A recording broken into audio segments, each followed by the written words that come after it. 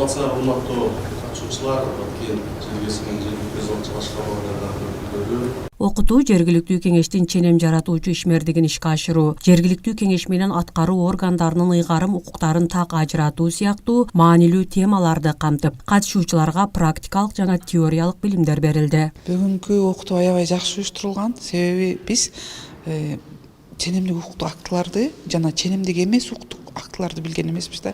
Экөөнүн бири-биринен кантип айырмалоону азыр үйрөнүп калдык.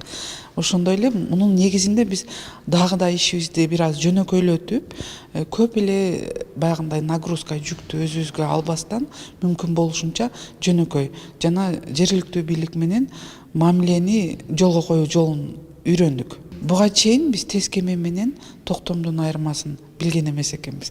Азыр угуп алып өзүбүз таң калып атабыз. Иш-чара министрлер кабинетине караштуу мамлекеттик агенттик, юстиция министрлиги, жергиликтүү өз алдынча башкаруу союзунун өкүлдөрү жана президенттин Баткен облусундагы өкүлчүлүгү менен биргеликте уюштурулган. Башкы максат жергиликтүү деңгээлде мыйзам чегинде туура чечим кабыл алууга, иш тажрыйбаны жогорулатууга багытталган.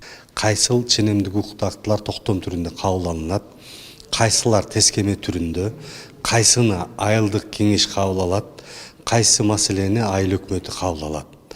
Ошолорду толук түшүндүрүү октуу менен мына юстиция министрлиги, жергиликтүү өз алдынча башкаруу органдарынын бирикмеси жана биздин өнөктөштөр менен биргеликте ушул атайын колдонмо иштелип чыгып, колдонмонун ичинде ар бир функциялар боюнча үлгү документтер, токтомдор жасалып, тескемелер жасалып, бүгүн ошолорду окутуп, суроолоруна жооп берип, презентациялар жасалып атат. Окутуу аркылуу жергиликтүү өз алдынча башкаруунун сапатын жогорулатып, кеңештердин ишин натыйжалуу жүргүзүүгө мүмкүнчүлүк түзүлмөкчү. Бул аракеттер келечекте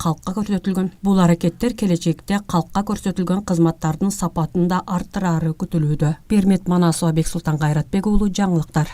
Атайын юстицияга кирип токтоп